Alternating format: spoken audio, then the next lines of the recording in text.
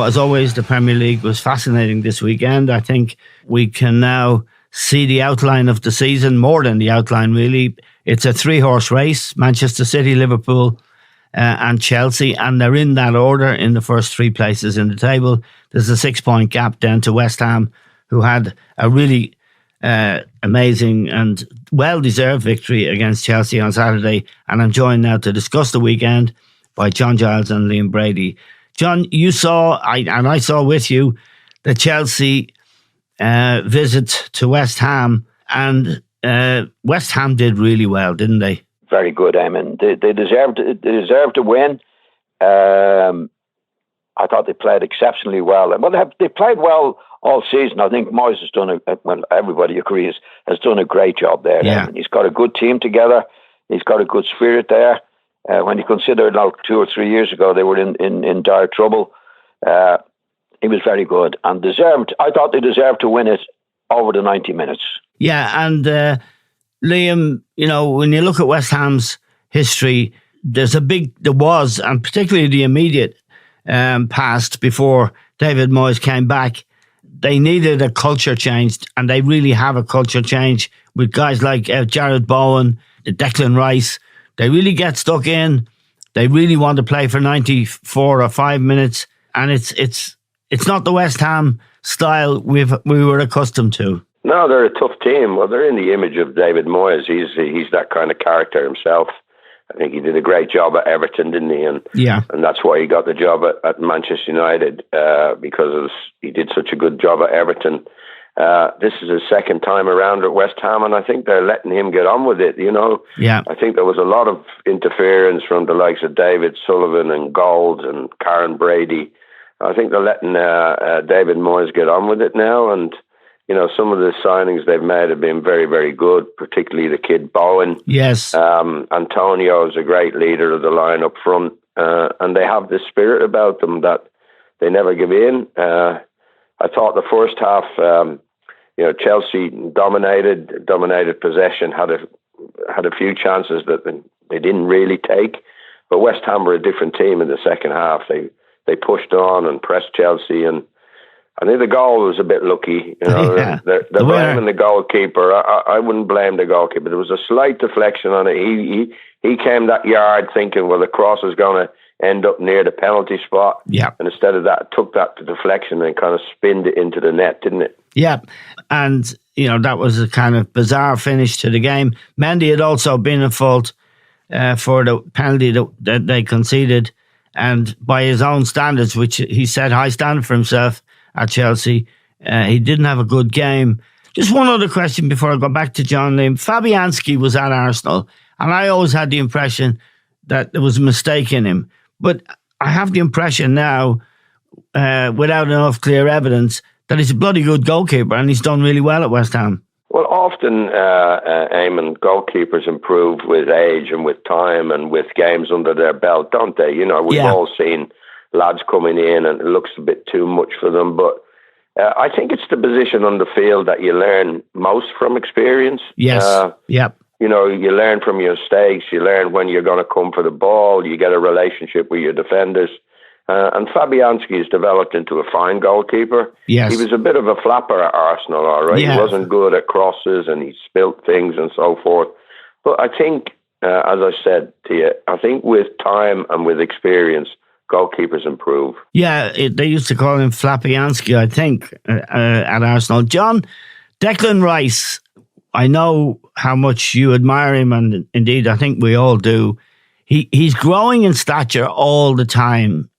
He's a hell of a player now, isn't he? Oh, he's brilliant, Eamon. He's only 22, Eamon. Yeah. Like players don't reach their peak until they're about 25, 26, 27, 28 sometimes. Yes. And he's a very, very mature lad for his age. He looks well older on the pitch. Yes. As an experienced player than you would expect. And he's getting better and better, and as you would expect him to, Eamon. Yes. Players used to peak about 25, 26, and he's only 22. But he's doing a man's job in a big way. Yes. And getting better and better. Yeah, and also, there's no stuff in the paper about him wanting to get away. I'd say the big clubs are desperate to sign him, but he's not playing that game, is he? He hasn't got his agent out there feeding the stories to the press. So good character as well. Yeah, and very sensible as well, Eamon. Yeah. You know, I mean, if and when he is going to move, he's only 22, he gets to 25 and he's really at his peak at that particular size. So he's learning his job in a good team with a good manager, and he seems to be a sensible lad. You never hear any bad publicity about him in any way whatsoever. Real pro, and if and when the time comes, he can move away if he wants to. Yeah. Now, I mean, West Ham, John, and other clubs, they can have half a season, be near the top of the league, and then it goes pop. I don't think with this team, with sort of Antonio, Rice, this lad Bowen, Souček in midfield is a big, strong guy. They're not going to suddenly disappear. I don't think so, Eamon. No, I think they're a real McCoy. I mean, David Moyes, as Liam said there, has done a great job at Everton and didn't do so well at Man U. But, you know, he's an experienced manager. Yes. He's got a good crowd around him. He's got good lads around him. They're doing the job for him. They seem to be enjoying themselves. So there's I don't think there's any reason why they shouldn't get better. And with what he's doing, I mean, he might get some money from the owners to even improve it. I mean, we saw over the years, and Liam alluded to it there, when people were interfering, we think, in the transfer market and various things, and they made a right mess of it. But I don't think there'll be any messing around now, and I think if and when Moyes goes and gets the money to go into the transfer market, they should get better and better. Liam, just on Declan Rice, you've played with and against many great players. This lad has it, doesn't he? He does, yeah, he does. I actually thought he was a bit disappointing in the Euros, and I think he might have been under orders, like to be restrained playing for England. Yes. I think at West Ham, he's allowed to get forward, and he's allowed, you know, influence the game a lot more, and he's a lot more adventurous with his passing and things like that. He's a really, really top player. And as you said, his personality and the way he comports himself is very impressive as well. He probably will get a move to the big boys, but it'll be done in the right way. Yeah. Now, Liam. Just before we finish with West Ham, yes, they're picking up a few injuries. They're playing in Europe as well as yes. So I think now they get this last European game out of the way, which is midweek, and he hopes that, I think Moyes will need all his squad with him. John could be right. He might be given money to go into the transfer market, but I do think he's short in squad numbers compared to the other teams around him. Like Man United are breathing down their necks. So are Tottenham. So it's not going to be easy for Moyes to keep them fourth. No, and they have fortunately qualified top of their group already in the Europa League. So no worries there. Just a question to both of you. Thomas Tuchel, I think, has earned the respect of most people for the way he's conducted himself as coach at Chelsea. He did speak afterwards about tiredness of his players. Jurgen Klopp talked last week about the crazy fixture list. I think both of those clubs have 8 games in December. Just to you first, Liam, Tuchel wouldn't be a whinger, but he has had injured players. Kante missing, Kovacic missing, Lukaku out, and he detected some tiredness in his players at the weekend. The fixture list they've been asked to fulfill is really monstrous, isn't it? It is, yeah, because they have more games in Europe than, you know, we ever did in our time. Yes. With group stages, you know, you got to play 6 games before you get out to the knockout stage. You got to get into the knockout stage. So it is tough on the players, but I think Tuchel was saying to the players, look, let's not use tiredness as an excuse. You know, West Ham, you know, were in the same boat, but they finished the game stronger and faster and tougher. And I think Tuchel was saying, like, this is English football, and it's always, every year around Christmas or December time, there's that extra fixture, midweek league fixture, and this debate comes about all the time. It's not going to change. The Premier League is such a great product that, you know, it's going to remain the same, Eamon, and that's why you probably need strength in numbers, which I think West Ham compared to compared to the big boys, might struggle. But you're right. Kante and Kovacic not being in the team, Lukaku being out, I think has made a difference to Chelsea's results without any doubt. Yeah, John, Kante is such a big loss, and he's been injury. He's been dogged by injury now for months. It isn't just this particular injury. He had an injury earlier in the season and at the back end of last season as well. It's just you and Liam both at playing for top clubs. It is too much now, John. I mean, even in your time, it was hard, but now it's ridiculous. 8 matches in December, all of them, if you're up there in the competitions, mattering. Oh, definitely, Eamon. I mean, the amount of matches they have to play is definitely too much. And I think what's happened as well now, Eamon, that we have like the top 6, and all the best players are congested, if that's the right word, in those 6. Yeah. Eamon. Like in Liam's day and my day, there was more, say, international players spread around the Premiership, then the First Division. You know, especially what's doing a lot of damage is the international matches, Eamon. Yes, yeah. I mean, like you've got we've got the Champions League, which is the club matches. But if you look at the international matches, Eamon, and we've invented this new competition now between the World Cup and the European Championships. Yeah. You know, and what you'll find now is that the most of the top players now are playing most of the matches, Eamon. Yeah. Are in the first 6 clubs. Yeah, they're not spread out. They're not spread out now. They're playing for all different national teams, as we know. I mean, you know, whether it be in the Premiership now. And just while we're talking about West Ham, there was a time when West Ham were in the bottom half of the table, and they had in their team Bobby Moore, Martin Peters, and Jeff Hurst, which is an extraordinary thing to think about. Just to move on to Liverpool, who scraped a win in the 94th minute.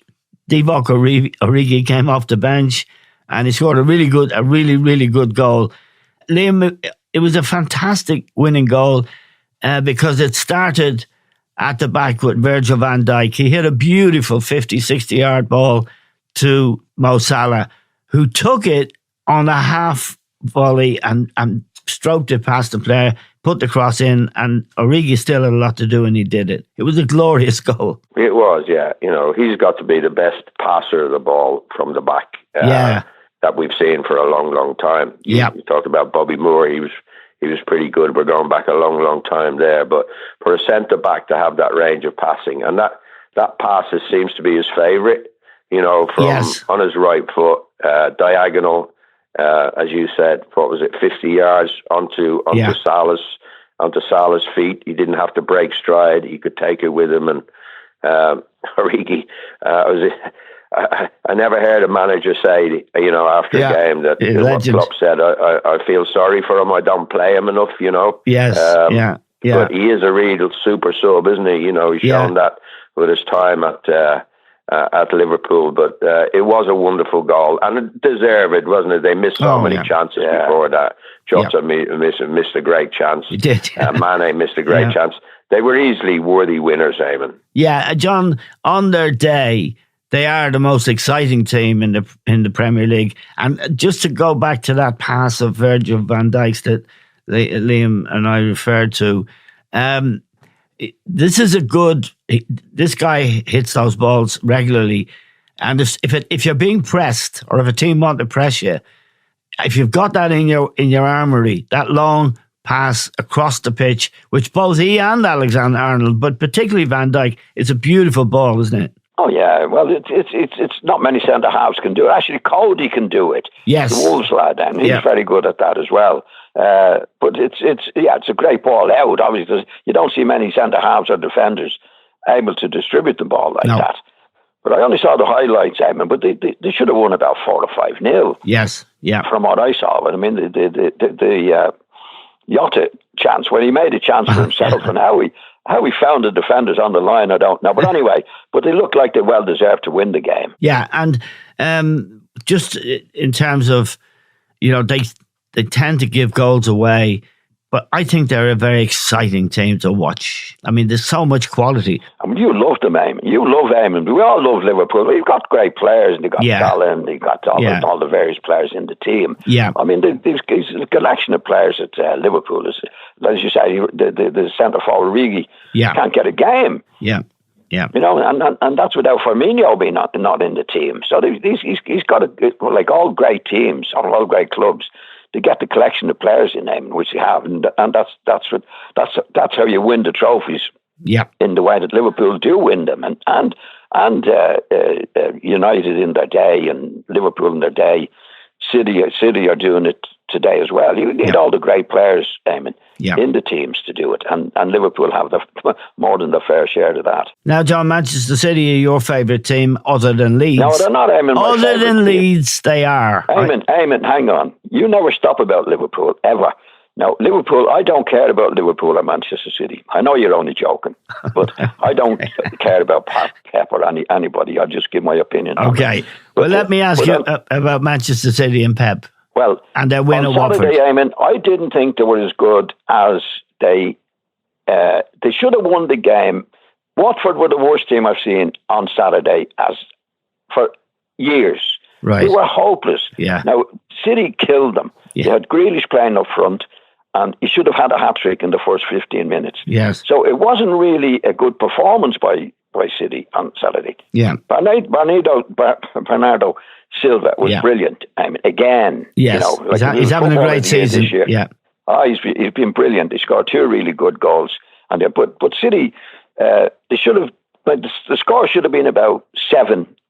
Yeah. I mean, so they didn't play all that well over the 90 minutes at all. Now, they won easily because Watford were so bad. They were so bad, I couldn't believe it. Yeah. Liam, the City, obviously, with Liverpool and Chelsea, they are the teams that have separated themselves from the rest. And Pep Guardiola appears to want to turn Grealish into a striker, really, or playing down the middle. And because he's had a tough time since he's been there. Now, I thought they paid too much for him. I didn't think he was a £100 million player, and he hasn't made a very good start.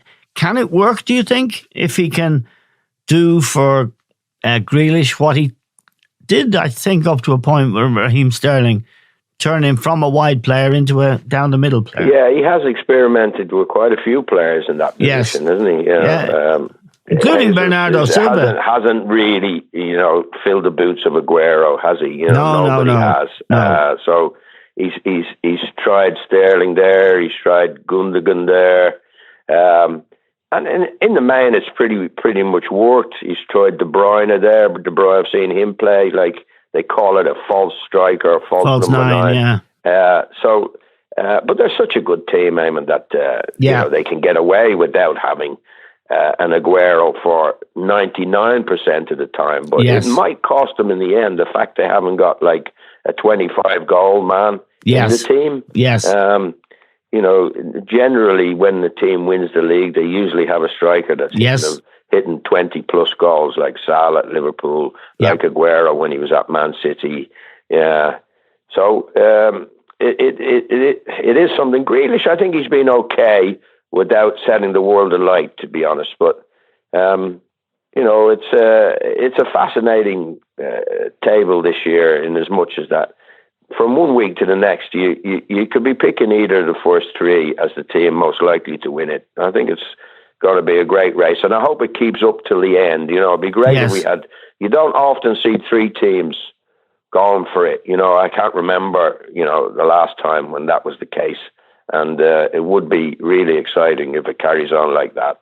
Now, John... I'll just say there, don't forget, Pep was trying to sign Harry Kane, and it looked like he was going to get him and didn't get him. Yeah. So I think that's the big fault with City. Yes. That it got too late to sign somebody else. And Liam's right. I mean, and I think Guardiola knew it, that you do need a 20-goal a year man, 20-goal a year plus man, and you know it as well because you had Alan Clark at Leeds, and you do need that thing that took away the goals. And there was Aguero, sadly, John, he looks like his career's over now. He went to Barcelona, but he has a cardiac condition, and it looks like it's over for him, but he was a brilliant finisher. Well, he was ideally for City with the chances that they make, Eamon, I mean, they're still spreading the goals out. They're still scoring chances. But as Liam said and you said, if they had Harry Kane in there, Eamon, then they would have the 25.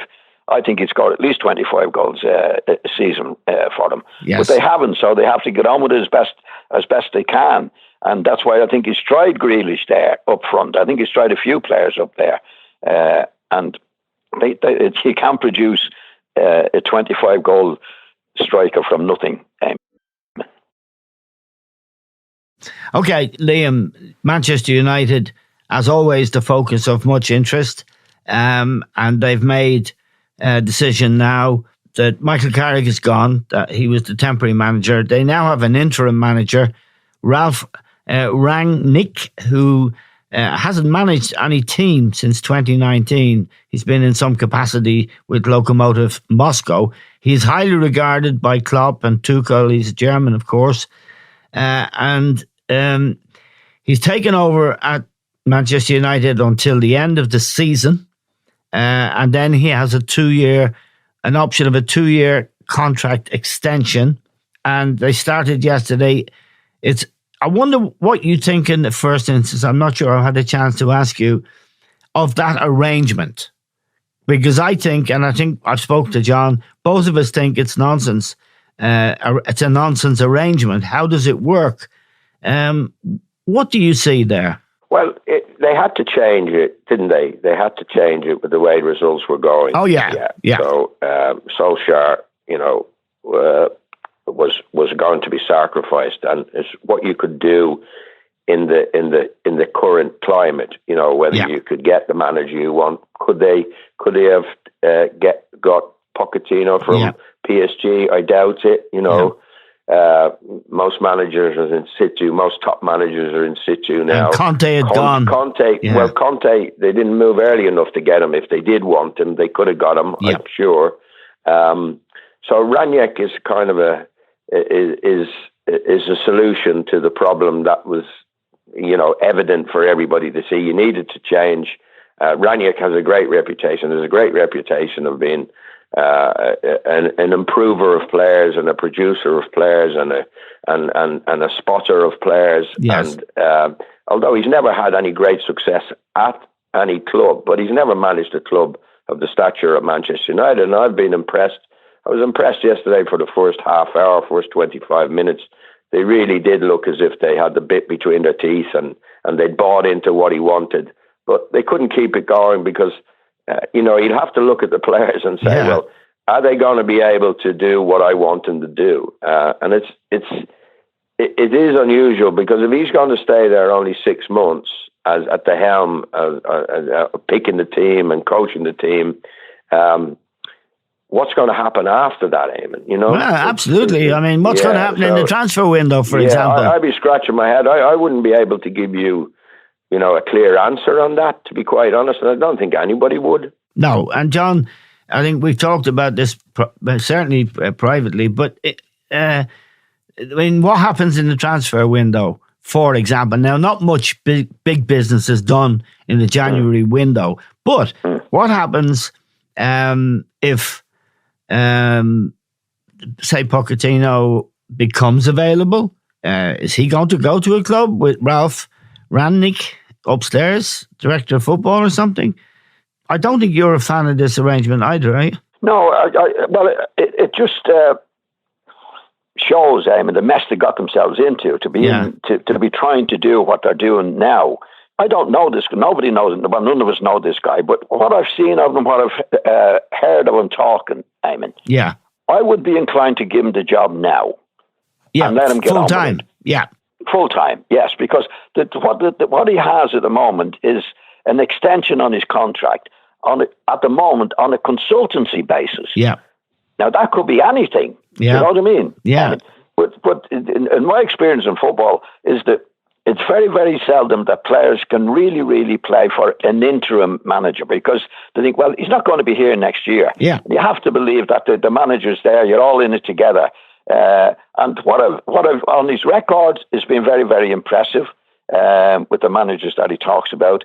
And what I've heard of him talking about, he's saying all managers have a vision of what they want to do. All the visions can be different, but they have it. And all the great managers, which I entirely agree with. And anything he has said and that I've read, I thought that really makes sense. Yeah, one thing I do, well, I know a number of things about him, but one of the big projects he did manage, Liam, and you were asking the question, and John, is Leipzig. Leipzig were in the 4th tier of German football, and he guided them all the way up to the Bundesliga and into the Champions League places. So that's his piece of work. But then I don't know. And Salzburg. Don't forget about Salzburg. Like that, yeah. They ended up as a Champions League team. Most years, Eamon. So so he has a really record good job there as well. He did a really good job without winning any major trophies. But he went then to Lokomotiv Moscow, and he didn't go to there as the coach. He went there as a consultant. But anyway, let's go back to yesterday. I could only watch it on Match of the Day last night, which I did. And he said before the match, I want to turn Manchester United into pressing monsters. This is a bit like heavy metal that Jurgen Klopp talked about when he first went to Liverpool. John, can Ronaldo be turned into a pressing monster, do you think? No, I don't think so, Eamon. But I did hear him talk about Ronaldo before the match, Eamon. Yeah, he was respectful. And he said he didn't expect Ronaldo to turn into it. I mean, he said that in a general sense. Yeah. But he didn't. He said no. He said I realize what Ronaldo can do, and he's the fittest guy I've ever seen for 36 years of age. He didn't say he more or less said no. I might expect him to do a little bit more, which I did, but not into a tournament. Like this fella's, I think he knows his stuff, right? And he knows what he can get from Ronaldo. Now, the bit I saw yesterday, I only saw the highlights last night, but there was a go about them. I mean, at least there's a leader there that knows what he wants to do. Yeah, that's they haven't had that for 3 years since Solskjaer went there. Yeah. So, and again, what I've heard him say or read about what he said, it really made sense to me. And at the moment, it's not my job, but I would make him the manager for 18 months, Eamon. Right. Yeah. You know what I mean? I'd say, well, see, this is a very difficult job to do now, to get everything right in the not the half season that he's got left. Yeah. Right? I think to give him a real chance, and I think what he really wants to be is the manager. I heard him saying that. He'd love to manage a team like Manchester United. It's a dream job. So I'd give him the job for the 18 months. I'd give him this half season to get it ready and the next season to have a go. And I think, and this is my feeling at the moment, is that he can do it, Eamon. Right. Liam, Fred, who's been much maligned by everybody, including me at times, scored a great goal with 13 minutes left. 77 minutes it took them to break down their opponents yesterday, Crystal Palace, who aren't by any means easy to break down, but they got their goal. Just in terms of the longer sort of period he's got to work with this team, they do need players. Or I want your opinion. I don't want to give you mine, but I'll give you mine in passing. They do need players, Liam, and the question is, how do they get them? Who has the authority to buy the players, to give him a chance to give it his best shot? Well, he has a great record in transfer markets, Rangnick. And, a lot of the Liverpool players are playing in that team now came through him. Right. As, he bought them, the likes of Mane and people like that. I think they'd be listening to him. I think if he said, look, we need a player in the transfer window that's coming up, and I know exactly what I want. I think Man United will back him because he's got such a good track record with signing of players. Yeah. And I think that's one of the reasons he was brought in as well. Now, we obviously think their midfield has to be looked at. I know Fred scored yesterday, and it was a good goal. He's actually having a go over the last recent weeks. Fred, he really is having a go. Yeah. And McTominay has a go, but they're not good enough, I don't think, compared to to the teams above them. So they could really do with a player like Declan Rice, and maybe a creative player as well in the middle of the park. So I think that's the area that needs addressing. Certainly the forward line looks all right, you know. Yeah. And I'd be a bit worried about Lindelof over the. I know I watched the highlights as well on Match of the Day, and they said he had a very good game and things like that. But I think there's always mistakes in him at the very highest level. So I think that's another position they should look at. I think the two fullbacks that came in have been doing okay for them. Yeah, they're doing okay. Just one point, I think we all watched the same thing, Match of the Day. There was a point when they were Micah Richards was doing the analysis and praising it. But Manchester United back four were way out of their ground. They were far too far up the pitch. John, I'll ask you, I don't know if you remember it. They were far too far up the pitch. He has these pressing monsters, but if they played like that against Liverpool or Chelsea, on the counter-attack, they would be slaughtered. In fact, that's what happened when Liverpool slaughtered them a few weeks ago. They tried to press, and they were slaughtered. But they didn't try anything against Liverpool. I mean, they were just hopeless against Liverpool. Yeah. And first of all, Micah Richards, I'd never take any notice of what Micah Richards said. I think he's a nice lad and all that. But as far as football is concerned, out. And don't forget, this fella's only been with the team 5 days, 4 or 5 days. Yeah. You know, you can't say they're doing. Of course, they're not going to. It's going to take them a long time. 15, 20 matches, Eamon. Yes. To get what you want. Yeah. No, I wouldn't take any notice of what's happening at the moment. Right. And he might have been telling them like 2 days before, I want you to press high up the field. And you find the players do overdo it, that type of thing. Yeah. You have to give them a chance and 10 matches, 12 matches that you really see. What I did see yesterday was an urgency about them. Yes. But they were trying to do what he wants to do. Yeah. Now, when we've had Solskjaer for the last few years, I don't know what they were trying to do or what he even knew what he was trying to do. Yeah. At least it's leadership for a start, and you have to give him a few months. That's why I'd give him the job for the 18 months, Eamon. Right. Okay, John. It's going to take till the end of the season for him to get from that team what he wants. You can't do it overnight.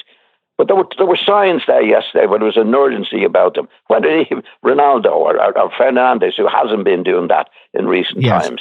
That's a start. Okay, John and Liam, thank you both very much indeed. John Giles and Liam Brady, two great players and the two best analysts anywhere.